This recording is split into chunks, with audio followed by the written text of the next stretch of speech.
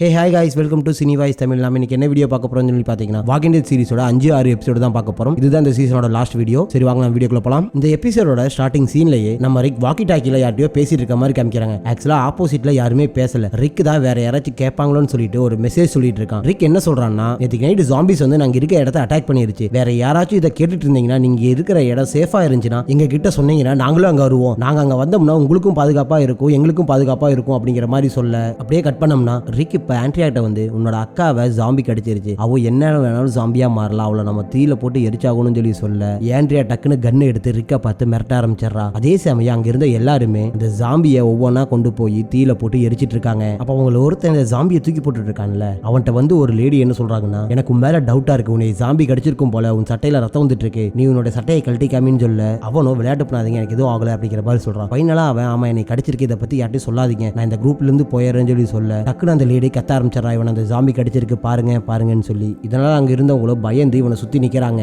அதே சமயம் அவனும் கீழே இருந்த ஒரு பொருள் எடுத்து இவங்க அடிக்கிறதுக்காக சுத்தி நிக்கிறான். அப்ப பின்னாடி வந்த ஒருத்தன் அவனை டக்குன்னு பிடிச்சிக்க அவன் சட்டையை தூக்கி பார்த்தோம்னா ஒரு ஜாம்பி அவனை நல்லா பிடிச்சி கடிச்சு வச்சிருக்கு. இதனால அங்க இருந்தவங்க எல்லாம் கூடி இவனை என்ன பண்ணலாம்னு சொல்லி பேசிட்டு இருக்காங்க. அப்ப நம்ம டேடி இருக்கான்ல, அவன் என்ன சொல்றான்னா, அவனை நம்ம தலையிலேயே சொல்லிட்டு சாவடிச்சிடலாம், அவனால நமக்கு ஃபியூச்சர்ல எந்த பிரச்சனையும் வரக்கூடாதுன்னு சொல்லி சொல்ல அதுக்கு நம்ம ரிக்கோ இல்ல இது ஒரு ரேபிஸ் நோய் மாதிரி, அவன் இன்னும் மனுஷனா தான் இருக்கான், அவன் இன்னும் மாறல, அவனை நம்ம ஏதாச்சும் ஒன்று பண்ணி ரெடி பண்ணிடலாம், பக்கத்தில் இருக்க லேப் சென்டர் கூட்டு போனோம்னா அவனை ரெடி பண்ண முடியும், அங்க ஏதாச்சும் மாத்த மருந்து ரெடி பண்ணி வச்சிருப்பாங்கன்னு சொல்லி சொல்ல அதுக்கு டேரியை நம்ம கூட்டத்தோட முடிவு என்ன, நம்ம எக்காரணத்தை கொண்டு ஜாம்பிக்கு எந்த கருணையும் காட்டக்கூடாதுன்னு முடிவு எடுத்திருக்கோம்ல, இப்பயே நீங்க எல்லாரும் ஜாம்பிக்கு இவ்வளவு பெரிய கருணை காட்டுறீங்கன்னு சொல்லி சொல்ல அதுக்கு ஷைனோ, இவன் இன்னும் ஜாம்பியா மாறல, இவன் இன்னும் மனுஷனா தான் இருக்கான், நம்மளால இன்னைக்கு நைட் இங்க இருக்க முடியுமானே தெரியல, ஒரு நல்ல ஐடியா பக்கத்தில் இருக்க லேபுக்கு போறதா, அங்க போனோம்னா லேப்ல ஏதாச்சும் மருந்து கண்டுபிடிச்சிருந்தாங்கன்னா அதை போட்டு டெஸ்ட் பண்ணி பார்த்தோம்னா இந்த நோயிலிருந்து வெளியே வர முடியுமா முடியாதான் நமக்கு தெரியும் அப்படின்னு சொல்லிட்டு இருக்கும் போதே டைரி என்ன பண்றானா, நீங்க இந்த மாதிரி பேசிக்கிட்டே இருங்க, நான் அவனை முடிச்சு கட்டுறேன்னு சொல்லி போட்டு அவனை அடிச்சு கொள்றதுக்காக போறான். அப்போ டக்குன்னு ரிக் தங்கிட்டு இருக்க கன்னை எடுத்து அவன் தலைமையில வைக்க டைரினால ஒண்ணுமே பண்ண முடியல. அதுக்கப்புறம் எல்லாரும் பேசி என்ன முடிவு எடுக்கிறாங்கன்னா, சரி ஓகே நம்ம பக்கத்தில் இருக்க லேபுக்கு போகலாம், ஆனா அங்க போறப்போ இந்த கடிப்பட்டவனுக்கு நமக்கு கொஞ்சம் டிஸ்டன்ஸ் இருக்க மாதிரி தான் கூட்டு போகணும், நம்ம கூடவே இருந்து கூட்டு போக முடியாதுன்னு சொல்லி சொல்ல அங்க இருந்தவங்களும் சரின்னு சொல்லி சொல்லிடுறாங்க. அப்ப ஆன்ட்ரியா இருக்கால, அவள் தங்கச்சியும் கூட ஜாம்பி கடிச்சிருக்கும்ல, அவளை காமிக்கிறாங்க. அந்த பொண்ணு இப்ப பொறுமையா கண்ணை முழிச்சு எந்திரிக்கிறா. அப்படி கண்ணை முழிச்சு எந்திரிச்சவகிட்ட ஆன்ட்ரியா, என்னை மன்னிச்சிரு, உனக்கு இப்ப ஆனதுக்கு நான் தான் காரணம், உன்னை நான் தான் பாதுகாத்துட்டு இருக்கணும், நான் தான் விட்டுட்டேன் அப்படின்னு சொல்லி மன்னிப்பு கேட்டுட்டு இருக்கா. அப்ப அந்த ஜாம்பி பொறுமையா இவளை அட்டாக் பண்ண வர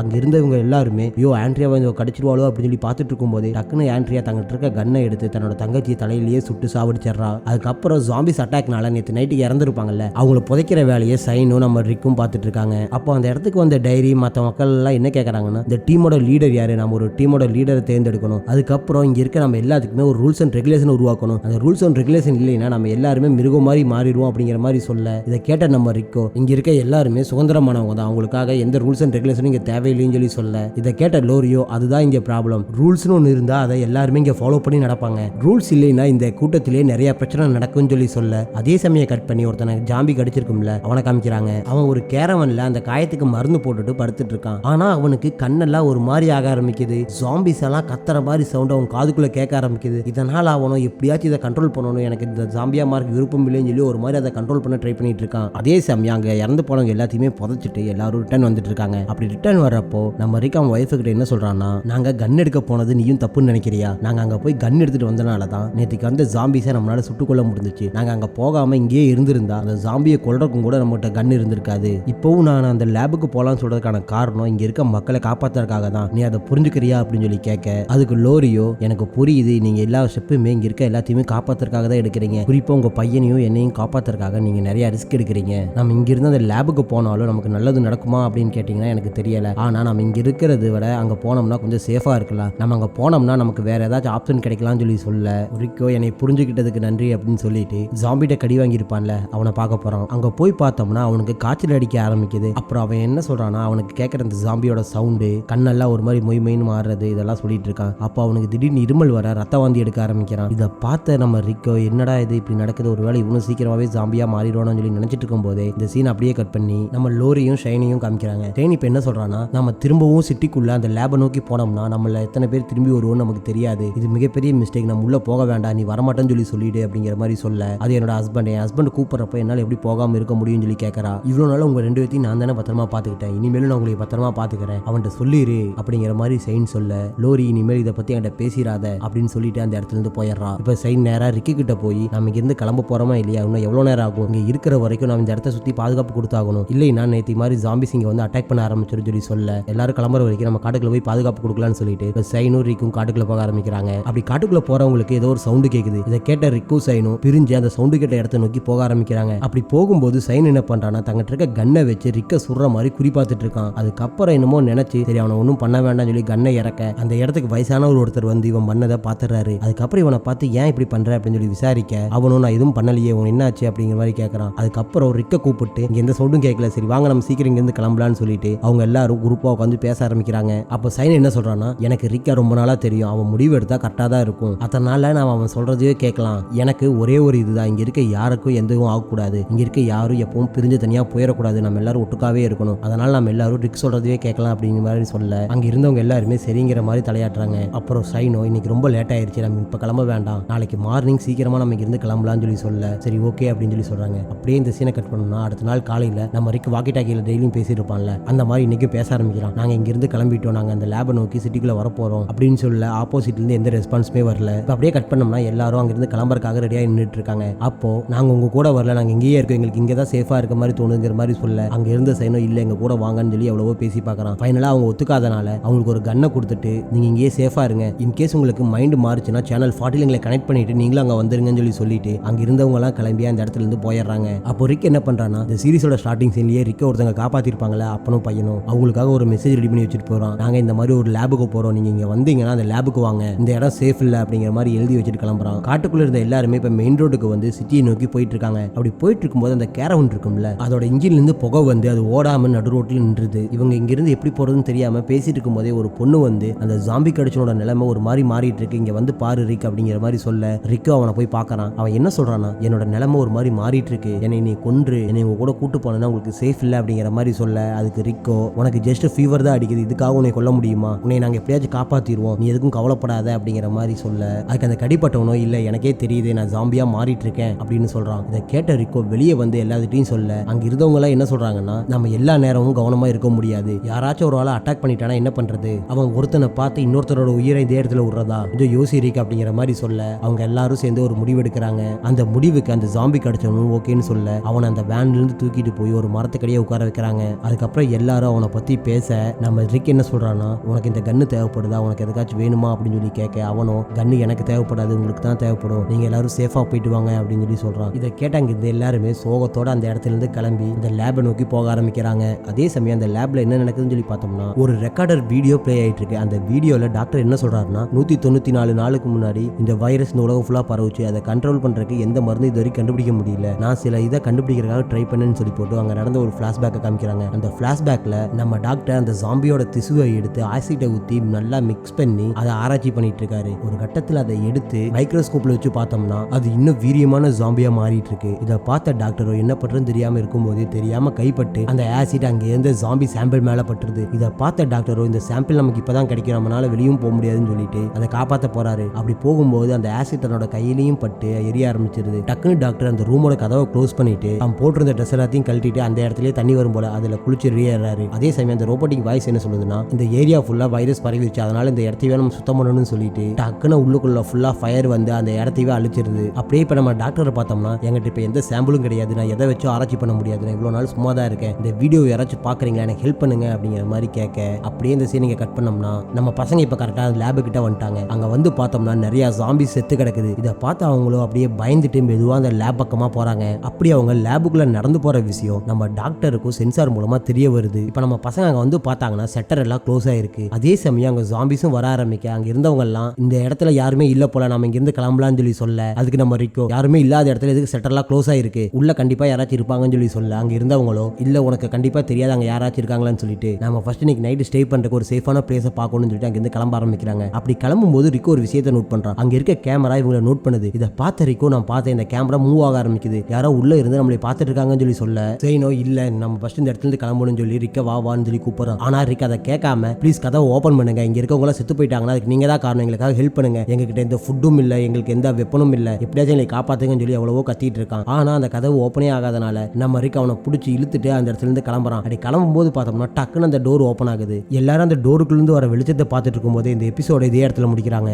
அப்படியே 6வது எபிசோட ஸ்டார்டிங் சீன்லயே நம்ம ரிக் ஒரு ஹாஸ்பிட்டல் இருந்திருப்பான்ல அங்க காமிக்கிறாங்க. அங்க இருக்க மக்கள் எல்லாம் பயந்து ஓடிட்டு இருக்காங்க. அந்த இடத்துக்கு வந்து சைனோ என்ன ஆகுதுன்னு சொல்லி எல்லாத்தையும் விசாரிக்கிறான். ஆனா யாரும் எந்த ஆன்சரும் பண்ணாம ஓடிட்டே இருக்க நம்ம சேன் ஒரு சீனை பாக்குறான். அங்க இருந்த மிலிட்டரி ஆபீசர் அங்க இருந்த டாக்டர்ஸ் எல்லாம் சுட்டு கொண்டுட்டு இருக்காங்க. அதே சமயம் அங்க ஜாம்பிஸ் எல்லாம் வந்து அந்த மிலிட்டரி ஆபீசரையும் அட்டாக் பண்ண ஆரம்பிக்குது. இத பார்த்த சைனோ அங்க என்ன நடக்குதுன்னு புரியாம தன்னோட ஃப்ரெண்டை எப்படியாச்சும் காப்பாத்தணும்னு சொல்லி ரிக் இருக்க ரூமுக்கு போயிடுறான். அங்க போய் ரிக்கை தூக்கிட்டு எப்படியாச்சும் அங்க இருந்து போலான்னு சொல்லி பாக்குறப்போ அந்த ரூமுக்கு ஒரு மிலிட்டரி ஆபீசர் வந்துடுறாரு. அந்த மிலிட்டரி ஆபீசருக்கு கொடுத்திருக்க உத்தரவு என்னன்னு பார்த்தோம்னா அந்த ஹாஸ்பிட்டலுக்குள்ள யார் உயிரோட நடமாடிட்டு இருந்தாலும் சுட்டுக் கொள்ளுங்க அப்படின்னு சொல்லி தான். அதனால அந்த ஆபீசர் இந்த ரூமை திறந்து பார்க்க இங்க இப்ப ரிக் மட்டும் தான் இருக்கான். நம்ம சேனா அதுக்கு பின்னாடி ஒளிஞ்சுக்கிறான். அந்த மிலிட்டரி ஆபீசரோ இங்க யாரும் உயிரோட இல்ல அப்படின்னு சொல்லிட்டு அந்த சைடு போக நம்ம சேன் ரிக்கு கிட்ட நீ எப்படியாச்சும் சீக்கிரம் கண்ண முழிச்சு எந்திரி, அப்பதான் உன்னை நான் காப்பாற்ற முடியும், எந்திரி எந்திரின்னு சொல்லி சொல்லிட்டு இருக்கான். அப்ப டக்குன்னு மேல் மாடியில இருந்து பாம்பு வெடிக்க அங்க இருந்த பவர் எல்லாம் சடவுன் ஆயிருது. சைனோ அவன் நண்பன் உயிரோட இருக்கானா இல்லையான்னு சொல்லி செக் பண்ணி பாக்குறான். அவனுக்கு எந்த ஹார்ட் பீட்டுமே இல்ல. இத பார்த்த சைனோ தன்னோட நண்பன் இறந்துட்டான்னு சொல்லி ரொம்ப கஷ்டப்பட அதுக்கப்புறம் அங்க யாரோ வர்ற மாதிரி சவுண்ட் கேக்குது. இத பார்த்த சைன் வெளியே வந்து அந்த டோரை க்ளோஸ் பண்ணி ரிக்கோட ரூமுக்குள்ள யாருமே போக முடியாத அளவுக்கு ஒரு ஸ்ட்ரெச்சரை தள்ளி நிப்பாட்டிட்டு அங்க வர்ற ஜாம்பிஸ் எல்லாம் சுட்டுட்டு அந்த இடத்துல இருந்து தப்பிச்சு ஓடி போயிடுறான். இப்ப இதை எதுக்கு நமக்கு காமிக்கிறாங்கன்னு சொல்லி பார்த்தோம்னா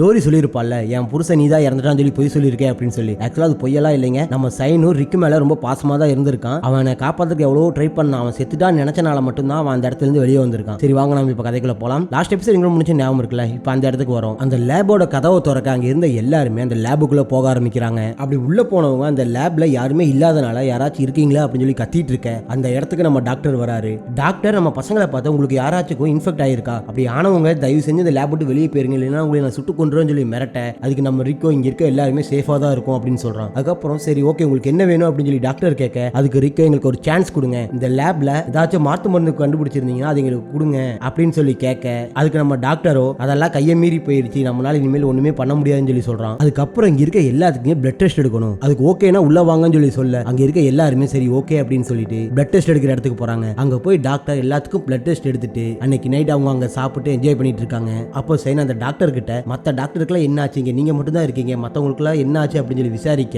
அதுக்கு அந்த டாக்டரும் இந்த வைரஸ் பரவ ஆரம்பிச்ச உடனே மத்தவங்க எல்லாம் அவங்க ஃபேமிலியை பார்க்க போயிட்டாங்க, நான் ஒருத்தன் தான் உள்ள இருந்தேன், அதனால நான் ஒருத்தர் தப்பிச்சிட்டேன்னு சொல்லி சொல்றான். இதை கேட்ட ஆண்ட்ரியாவோ எதுக்காக நீங்க ஒரு ஆள் உள்ள இருந்தீங்க, நீங்க உங்க ஃபேமிலியை பார்க்க போலையான்னு சொல்லி கேட்க நான் எதுக்காக உள்ள இருந்தேன்னா இங்க இருக்க மக்களுக்கு நான் உதவி பண்ணணும், ஏதாச்சும் ஒரு நல்ல மருந்தை கண்டுபிடிச்சு அவங்களுக்கு கொடுக்கணும், இது எப்படியாச்சும் சீக்கிரம் ரெடி பண்ணணுங்கிறதுக்காக தான் உள்ள இருந்தேன்னு சொல்லி சொல்றான். அதே சமயம் இந்த சீன் அப்படியே கட் பண்ணோம்னா நம்ம டாக்டர் லேப்ல உட்கார்ந்து அந்த பிளட் டெஸ்ட் ரிப்போர்ட் எல்லாம் பார்த்துட்டு இருக்காரு. அப்ப அந்த இடத்துக்கு ரிக் வந்து ரிப்போர்ட் எல்லாம் எப்படி இருக்கு, எல்லாரும் ஓகே தானே அப்படின்னு சொல்லி விசாரிக்க நம்ம டாக்டரோ பெருசா எந்த மாற்றமும் இல்ல, நான் எக்ஸ்பெக்ட் பண்ண மாதிரி தான் இருக்கு அப்படிங்கிற மாதிரி சொல்றான். இந்த கேட்ட ரிக்கோ நான் உங்களுக்கு தேங்க்ஸ் சொல்லியே ஆகணும் எங்களை உள்ள விட்டதுக்காக சொல்லி சொல்ல இந்த சீன் அப்படியே இங்க கட் பண்ணோம்னா நம்ம சைனையும் லோரியும் காமிக்கிறாங்க. சைன் அந்த இடத்துக்கு வந்து லோரி கிட்ட பேச ட்ரை பண்றான். பட் லோரியோ எதுவுமே பேசாம அந்த இடத்துல இருந்து போக பாக்குறா. அப்ப லோரி என்ன சொல்றான்னா என்னோட ஹஸ்பண்ட் இறந்துட்டாருன்னு சொல்லி நீ பொய் சொல்லியிருக்கேன்னு சொல்லி சொல்ல நான் பொய் சொல்லல, நான் உண்மையை தான் சொல்றேன், அவனோட ஹார்ட் பீட்டை நான் செக் பண்ணி பார்த்தேன், ஆனா அவனுக்கு ஹார்ட் பீட் இல்ல, அதனாலதான் அவன் செத்து போயிட்டா நினைச்சு நான் அந்த இடத்துல இருந்து வெளியே வந்துட்டேன், அப்படி நான் வெளியே வந்தவன் நான் மட்டும் தனியா தப்பிச்சு போயிருக்கலாம், இருந்தாலும் உன்னையும் பையனையும் காப்பாத்தி இவ்வளவு நாள் நான் பத்திரமா பார்த்துட்டு இருந்திருக்கேன், நான் உன்னை லவ் பண்றேன், அவன்கிட்ட சொல்லு, அவனை விட்டு நீ என் கூட வந்து இருன்னு சொல்லிட்டு அந்த பொண்ணு கிட்ட தப்பா நடக்க பாக்குறான். லோரி அவனை பிடிச்சி தள்ளி விட்டு ஒரு அடி அடிச்சிடறான். இதனால சைன் அந்த இடத்துல இருந்து வெளியே போயிடுறான். அப்படியே கட் பண்ணோம்னா அடுத்த நாள் காலையில எல்லாரும் உட்காந்து ஒரு இடத்துல சாப்பிட்டு இருக்காங்க. அங்க கிளென்னோ ஹேங் ஓவர் ஆனனால இனிமேல் நான் குடிக்கவே மாட்டேன் அப்படிங்கிற மாதிரி சொல்லிட்டு இருக்கான். அப்போ கரெக்டா அந்த இடத்துக்கு சைனும் வர அவனோட கழுத்துல யாரோ புறந்த மாதிரி ஒரு தடம் இருக்கு. இதை பார்த்து அவங்களோ என்னாச்சுன்னு சொல்லி விசாரிக்க நைட்டு தூக்கத்துல நான் சொரிஞ்சிட்டேன் அப்படிங்கிற மாதிரி சொல்றான். அதே சமயம் டாக்டர் அந்த இடத்துக்கு வர டாக்டர் கிட்ட எல்லாருமே இவங்களுக்குலாம் என்னாச்சு, எதனால இப்படி மாறினாங்க அப்படின்னு சொல்லி விசாரிக்கிறாங்க. ஆனா அந்த டாக்டர் எனக்கு தெரியாது, ஆனா இவங்க எப்படி மாறாங்கன்னு எனக்கு தெரியும், வாங்க உங்களுக்கு காமிக்கிறேன்னு சொல்லிட்டு அங்க இருக்க ஒரு லேபுக்கு கூட்டு போய் அவங்க ஆராய்ச்சி பண்ண விஷயத்தை போட்டு காமிக்கிறாரு. ஒரு மனுஷனோட பிரெயின் இப்படிதான் இருக்கும், அந்த பிரெயினுக்குள்ள அந்த லைட்லாம் போயிட்டு வருது இல்ல, இதுதான் அவன் பிறந்ததுல இருந்து இறக்குற வரைக்கும் நடந்த நிகழ்வுகளை அவன் பிரெயின் சேர்த்து வச்சிட்டு இருக்கும். ஒருத்தன் இறக்குறதுக்கு முன்னாடி அவன் உடம்புல இருக்க எல்லா பாடி பார்ட்ஸும் ஒவ்வொன்றா செயலிலிருந்து கடைசியா பிரெயினும் ஆஃப் ஆயிடும். இதை வச்சுதான் ஒரு மனுஷன் உசோடு இருக்கானா இறந்துட்டானா அப்படின்னு நம்ம மெடிக்கல் டேர்ம்ஸ்ல சொல்லுவோம். ஜாம்பிகளை கடிச்சதுக்கு அப்புறம் என்ன ஆகும்னு சொல்லி பார்த்தோம்னா இப்படி அவங்க இறந்து போன மூளையை அந்த ஜாம்பி வைரஸ் ரன் பண்ண வைக்குது. இதனாலதான் அவங்களுக்கு எந்த உணர்ச்சியோ எந்த ஞாபகமே இல்லாம பசிக்கிற உணர்வுனால மற்றவங்களை வேட்டையாடி சாப்பிட ஆரம்பிக்கிறாங்க அப்படின்னு டாக்டர் சொல்ல அங்க இருந்தவங்களோ சரி ஓகே இதே மாதிரி வேற ஃபெசிலிட்டி கூட நம்ம கனெக்ட் பண்ணி பார்க்கலாம், அங்க யாராச்சும் உசுரோடு இருக்கலாம், இல்லைன்னா இதை பத்தி எப்படி உருவாச்சு இதை எப்படி தடுக்கிறதுன்னு வேற யாருக்காச்சும் ஏதாவது தெரிஞ்சிருக்கும், நாம அவங்க கூட கான்டாக்ட் பண்ண ட்ரை பண்ணலாம் சொல்லி சொல்ல அதுக்கு டாக்டரோ ஒரு மாசமா நான் ட்ரை பண்ணிட்டு தான் இருக்கேன், இங்க இருக்க எந்த ஃபெசிலிட்டிக்கும் கம்யூனிகேஷன் டிவைஸ் ஒர்க் ஆகல, அதனால நம்ம இங்க தனியா மாட்டிக்கிட்டோம்னு சொல்லி சொல்றாரு. இதே சமயம் அங்க இருந்த ஒரு வயசானவர் ஒரு டைமிங் டிவைஸ்ல ஓடிட்டு இருக்கு. இதை பார்த்த அவர் இது 00 வந்தா என்ன ஆகும் சொல்லி விசாரிக்க மொத்த பவரும் இதோட காலி ஆயிடுங்கிற மாதிரி சொல்றாரு டாக்டர். டாக்டர் அப்படி சொல்லிட்டு அந்த இடத்துல இருந்து போக நம்ம ரிக்கோ அங்க இருந்து ஒரு ஏஐ கிட்ட அப்படி பவர் எல்லாம் சொடவரம் ஆச்சுன்னா இந்த இடத்துக்கு என்ன ஆகும் சொல்லி கேட்கறான். அப்ப அந்த ஏஐ என்ன சொல்லுதுன்னா இந்த இடத்த ஃபுல்லா டெஸ்ட்ராய் பண்ணிடுவோம் அப்படின்னு சொல்லுது. இதை கேட்ட அவங்களும் அங்க இருந்த ஜெனரேட்டர் ரூமுக்கு போய் பாக்குறாங்க ஃபியூல் இருக்கா இல்லையா அப்படின்னு. அங்க இருந்த ஃபியூல் எல்லாத்தையுமே யூஸ் பண்ணி தான் இப்போதைக்கு இந்த லேப் ரன் ஆயிட்டு இருக்கு. இதை பார்த்து அவங்களும் இன்னும் அரை மணி நேரத்துக்கு தான் தாக்கு பிடிக்குன்னு சொல்லிட்டு நம்ம டாக்டரை பார்க்க போக அதே சமயம் அங்க இருந்த எல்லா லைட்டுமே மெதுவா பவர் பத்தாதனால ஷட் ஆயிட்டு வந்துட்டு இருக்கு. இதை பார்த்து அங்க இருந்த எல்லாருமே ஒண்ணு கூடி டாக்டர்கிட்ட வந்து டாக்டர் என்னாச்சு அப்படின்னு சொல்லி விசாரிக்க இந்த இடம் டெஸ்ட்ராய் ஆக போகுது, நம்ம எல்லாரும் இங்கேயே தான் இருக்க போறோம், நம்ம யாரும் வெளியே போறது இல்ல, வெளியே போய் நாமளும் அந்த ஜாம்பிஸ் மாதிரி அலையக்கூடாதுன்னு சொல்லி டாக்டர் அந்த இடத்தையே லாக் பண்ணிடுறாரு. அதுக்கு ரிக்கோ இங்க இருந்தோம்னா நமக்கு சேஃபா இருக்குமா, நமக்கு எதுவும் ஆகாது இல்ல அப்படின்னு சொல்லி கேட்க நான் சொல்றது உங்களுக்கு புரியலையா, இந்த லேப்ல நிறைய வைரஸ் இருக்கு, இங்க பவர் ஷட் டவுன் ஆச்சுன்னா அந்த வைரஸ் கூலிங் இல்லாதனால வெளியே வந்து அந்த காத்துல பரவ ஆரம்பிச்சிடும், அதனால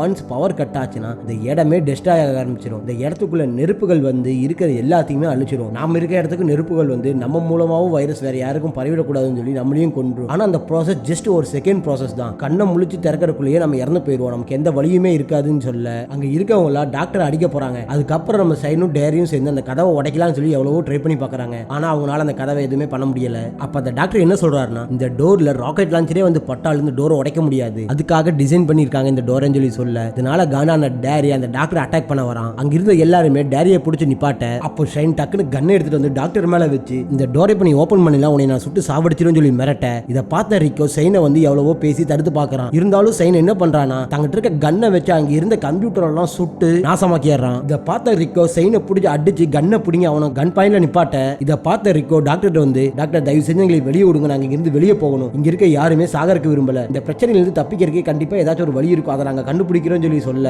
டாக்டரோ இல்ல முடியாதுன்னு சொல்றான். அப்ப ரிக் என்ன சொல்றான், நீங்களும் எங்க கூட வாங்க, உங்களுக்கான பாதுகாப்பை நாங்க கொடுக்குறோம் சொல்லி சொல்ல நான் இந்த இடத்துல இருந்து வரமாட்டேன் அப்படின்னு சொல்றான். இதை கேட்டவங்களும் எதுக்காக எங்க கூட வரமாட்டேன்னு சொல்லி கேட்க அப்பதான் டாக்டர் ஒரு விஷயத்த சொல்றாரு. இவ்வளவு நேரம் ஒரு மூளையை காமிச்சு எக்ஸ்பிளைன் பண்ணிட்டு இருந்தார்ல, அது யாரோட மூளைன்னு சொல்லி பார்த்தோம்னா டாக்டரோட ஒய்ஃபோட மூளை தான். டாக்டரோட ஒய்ஃப் ஜாம்பி கடிச்சனால அவங்க இந்த லேப்லயே ஒரு டெஸ்டிங் எலிமெண்டா யூஸ் பண்ணிருக்காங்க, அதனாலதான் டாக்டர் அந்த இடத்துல இருந்து வெளியே வரலன்னு சொல்லி சொல்ல அங்க இருந்தவங்களும் டாக்டர் இப்போ உங்க ஒய்ஃப் இந்த இடத்துல இருந்துட்டு இருந்தாலும் இந்த முடிவு எடுத்திருக்க மாட்டாங்க, நம்ம எப்படியாச்சும் இந்த லேப்ல இருந்து வெளியே போய் நம்ம சர்வே பண்ணலாம்னு சொல்லி தான் யோசிச்சிருப்பாங்க, கொஞ்சம் சிந்திச்சு பாருங்கன்னு சொல்லி சொல்ல டாக்டர் ஒளியா மனசு மாறி அந்த இடத்துல இருக்க டோரை திறந்து விட்டுறாரு. அதனால அங்க இருந்தவங்க எல்லாரும் வெளியே தப்பிச்சு ஓடுறாங்க. அப்போ ரிக்கோட கையை பிடிச்சு ரிக்கு மட்டும் கேட்கிற மாதிரி காதுல ஏதோ ஒரு விஷயத்தை டாக்டர் சொல்றாரு. அதுக்கப்புறம் அங்க இருந்தவங்க எல்லாம் அங்க இருந்து தப்பிச்சு போலாம்னு சொல்லி ஓட ஆரம்பிக்க ஆண்ட்ரியா அந்த கருப்பா ஒரு பொண்ணு இருக்கும்ல, அது ஒரு வயசான ஒரு பாருல அவங்க 3 பேர் மட்டும் இதே இடத்துல இருக்கலாம்னு முடிவு எடுத்துட்டு இங்கே இருக்கிறாங்க. மத்தவங்க எல்லாம் வெளியே வந்தவங்க அந்த மெயின் டோரை ஓபன் பண்ணி வெளியே போலாம்னு சொல்லி பார்த்தோம்னா அதை ஓபன் பண்றதுக்கு பவர் இல்லாதனால அங்க இருந்த கிளாஸை உடைச்சு வெளியே போலாம்னு சொல்லி ட்ரை பண்ணிட்டு இருக்காங்க. அந்த கிளாஸை எவ்வளவு உடைச்சு பார்த்தாலும் அந்த கிளாஸ் உடைய மாட்டேது. நம்ம ஷைனோ கன்னை எடுத்துட்டு போய் அந்த கிளாஸை எவ்வளவோ சுட்டு பார்க்கறான், ஆனா அந்த கிளாஸ் உடைய மாட்டேது. அதுக்கப்புறம் ஒருத்தி வந்து பாம்பை கொண்டு வந்து கொடுக்க நம்ம ரிக் அந்த கிரைண்டை கொண்டு போய் இந்த கண்ணாடி பக்கத்துல வச்சு ஓடி வந்துடுறான். கண்ணாடி உடைய அவங்க அங்க இருந்து தப்பிச்சு வெளியே வந்துடுறாங்க.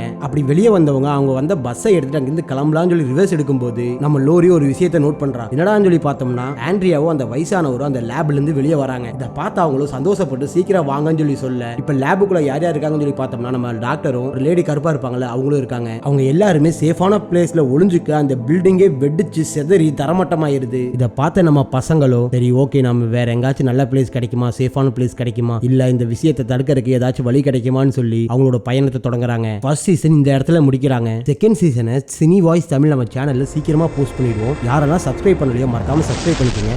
அப்பதான் இந்த செகண்ட் சீசன் உங்களுக்கு போட்டோன்னா உங்களுக்கு தெரிய வரும். ஓகே கைஸ், பாய்.